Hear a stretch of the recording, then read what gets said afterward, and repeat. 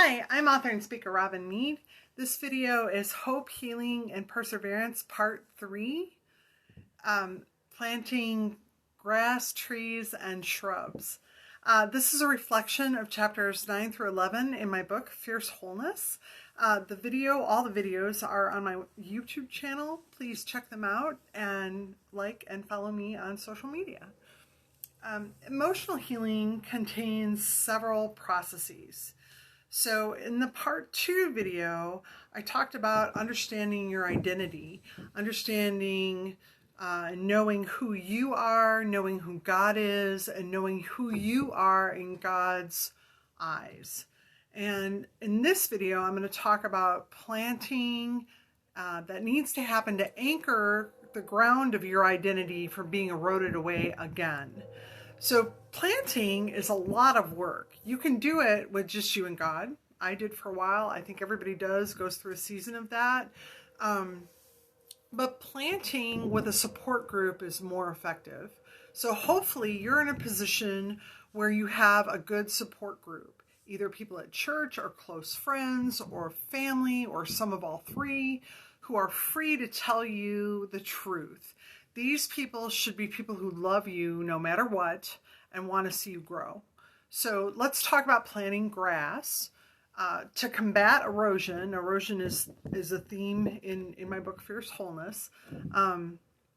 Grass must be growing first to anchor the ground and allow progress for more planting.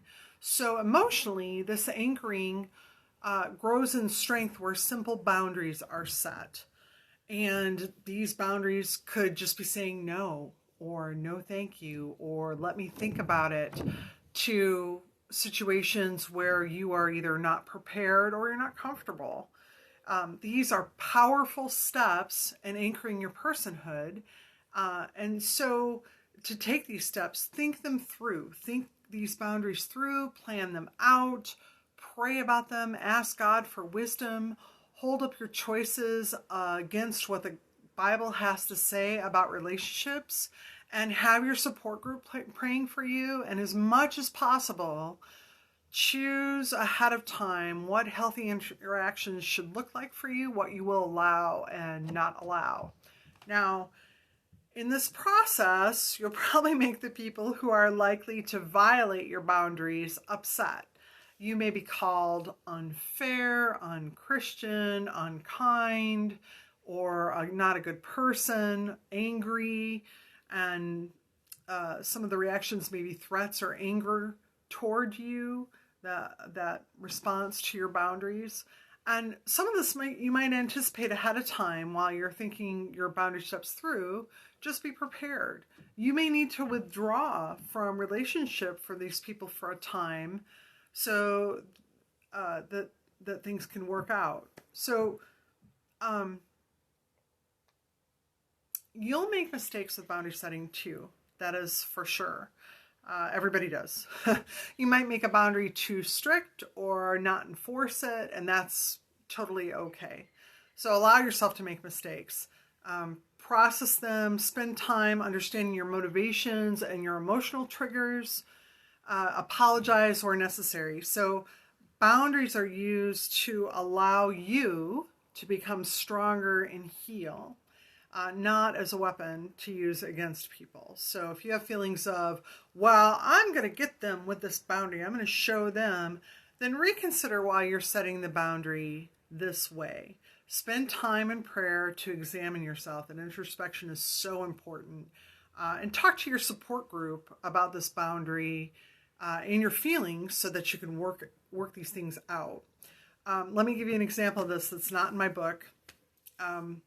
With my ex-husband during our separation, he was just incredibly unfaithful.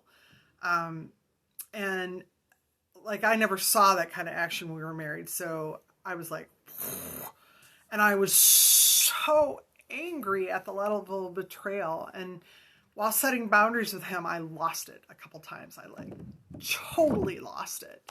And one of the times that I lost it, he called my pastor, not because he was going to church or anything, but he called my pastor and said, Robinson to me. And so then my pastor came to me and gently but firmly was like, yeah, so I got this phone call and I heard that you said this and you did this. And is that true? And I was like, yes, it's true. And my pastor was like, well, if you're going to be a Christian in this situation, then you need to apologize for this behavior. So my pastor was totally right. He was totally right. I used my boundary setting as a weapon. I said many bad words and very hurtful things, and that is not what being a Christian is all about. So remember, no matter how much someone has hurt you, Jesus died on the cross for them too. So making all things new is what Jesus is working on, restoring to us what sin has destroyed in our lives. So the bigger identities for your landscape, the bigger anchors, for your identity in your landscape, planting trees and shrubs, come from forgiving people, including yourself, and trusting God to make all things new. So this starts a process of renewal in how you interact in relationships in a healthy way going forward.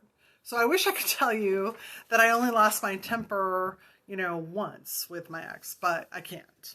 I did happen a couple times, but eventually I stopped losing my temper with him, not because I wasn't angry, but because I didn't want to have to apologize to that man again. So this was the path to me forgiving my ex-husband, not because I wasn't angry, not because my anger wasn't justified, but because God is the one in charge of making all things new. And I needed to trust him to make this situation new, and God has. So forgiving my ex-husband led to me being able to forgive my mother, my father, my brother, and myself. And having this forgiveness in place has made my personal landscape so beautiful. As I say in Fierce Wholeness, I had no idea my land could produce such beautiful shrubs. And the healing that has come from this forgiveness continues. So I hope that helps. God bless you. Have a great night.